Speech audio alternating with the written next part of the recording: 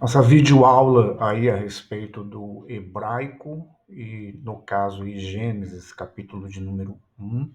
Aí nós temos os versículos de número 1 até o versículo de número 4.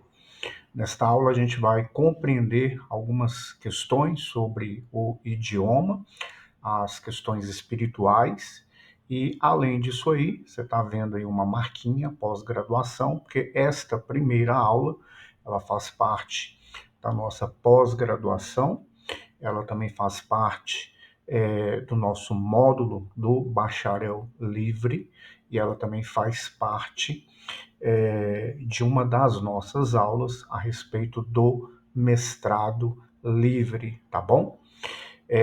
Porque nós temos aí vários cursos e turmas em andamento, e algumas aulas, uma ou outra, são aulas que elas estão aí atendendo a uma grade que seja, nesse primeiro momento, em comum, tá? O pessoal aí do mestrado, ele vai se aprofundar mais, o pessoal da especialização um pouco menos, e o pessoal do bacharel vai ter um conhecimento dentro daquilo que é para o nível de bacharel, certo? Gênesis 1, e aí, no caso de Gênesis, assim como os demais livros do Pentateuco, cada livro recebe justamente um nome que é a primeira palavra. Então, Bereshit, que traduzido para o português, significa no princípio. E que nós temos que compreender é o seguinte: na língua portuguesa há uma transliteração. E no caso de uma transliteração, ainda mais de se tratando de um idioma muito antigo, digamos, porque não há cientificamente, mas o idioma mais antigo, e por isso nós aqui da Escola Teológica consideramos um idioma espiritual, porque foi trago pelo Senhor Deus para os homens. Então, cada letra ela tem um significado. Cada letra tem um significado.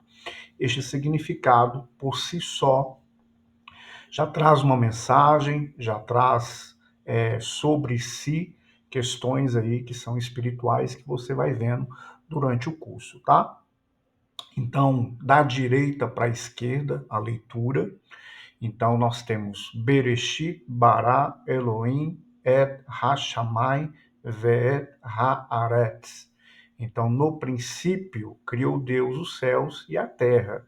E aí, no caso, o que eu lhe disse agora em português é uma transliteração.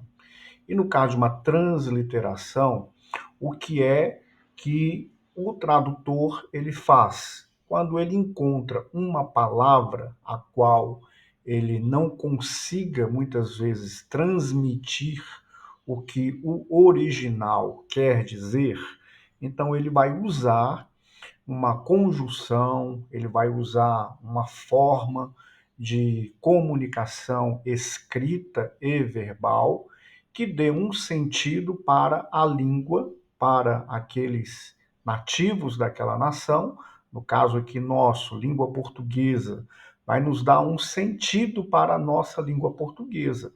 Então aí, em uma tradução mais comum, a gente tem, no princípio, criou Deus os céus e a terra. Agora, se nós levarmos em consideração cada palavra do hebraico e o seu significado, e a gente fizer aí puramente, teríamos no primeiro momento, porque no primeiro momento, que a gente vai discorrer outras situações aí, inclusive nas aulas que o pessoal está já cursando, tanto especialização quanto mestrado livre, tá?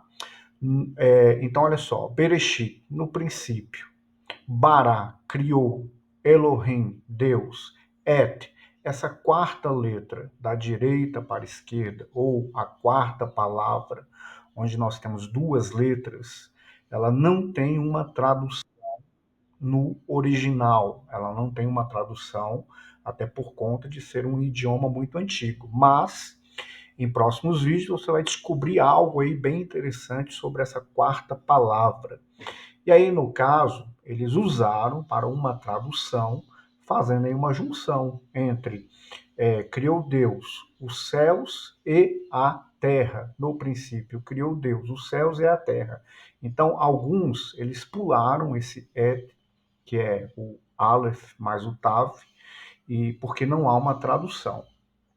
Então, praticamente, eles não usaram isto. Em outros ou outras frases do hebraico, eles vão normalmente usar isso aí como a letrinha E, não é?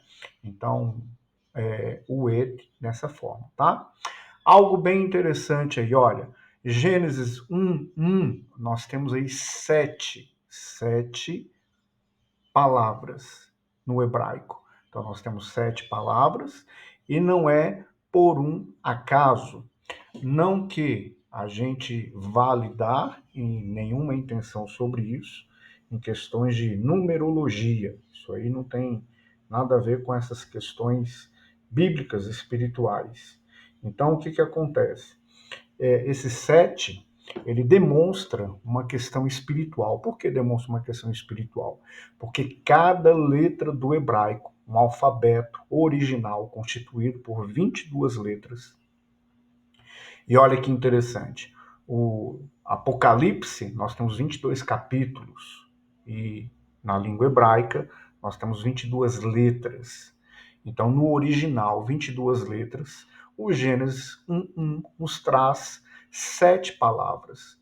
E o 7, ele está ligado com uma questão espiritual, e esta questão espiritual é a plenitude do Senhor Deus, a plenitude daquilo que Deus faz. Está ligado a uma questão de perfeição, o 7. Por que o número? Porque cada letra do hebraico corresponde a um número. Cada letra do hebraico corresponde a um número.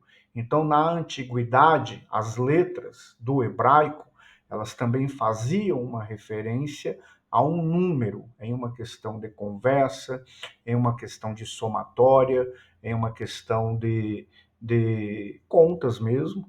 Então, elas faziam isso daí, tá? Outro detalhe, nos escritos originais, e para que se pudesse fazer toda uma cópia, não é? Ou versões não, versões são as traduzidas, me perdoe, mas fazer uma cópia. Então ali nós tínhamos os escribas, que na verdade, ao termo da palavra, seria o contador, exatamente, o contador, aquele profissional que hoje nós temos aí, que faz a contabilidade, vai lidar com números, com somatórias. E no caso aí das cópias do original das escrituras, eles então contavam. E se houvesse um número a menos de letra ou um número a mais, aquela cópia não servia. Então tinha que bater a contabilidade na questão de números.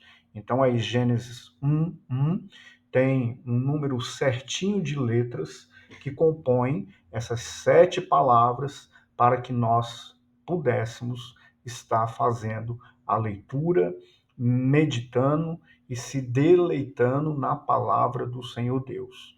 Então, para a gente finalizar esta aula, eu quero que você tenha em mente o seguinte, que você, durante o curso, vai estar conhecendo o fundamento das letras, a etimologia das palavras, você vai estar conhecendo aí a questão de significados espirituais, e em tudo isso aí você deve meditar. Meditar é pensar, refletir, digerir esse alimento espiritual. Gênesis 1:1, o meu Deus, o nosso Deus, colocou 7 palavras, não é por um acaso. O nosso Deus também, ele fez com que cada letra tenha um significado espiritual. E esse significado espiritual, ele faz parte daquilo que a minha e a sua crença de forma consciente, inconsciente, individual ou coletiva, tá bom? Lembrando que esta primeira aula, ela está disponibilizada para os nossos níveis de turma, bacharel livre, pessoal da pós-graduação, e o pessoal da pós-graduação vai ter em sequência aulas que não estão no Bacharel Livre, e o pessoal do mestrado vai ter aulas que não estão nem na pós-graduação e nem no Bacharel Livre, tá bom? Que o Senhor Deus lhe abençoe, me abençoe e que nós venhamos caminhar juntos, dirigidos pela boa vontade do nosso Pai e que o Espírito Santo possa abrir o entendimento de cada um de nós, em nome de Jesus.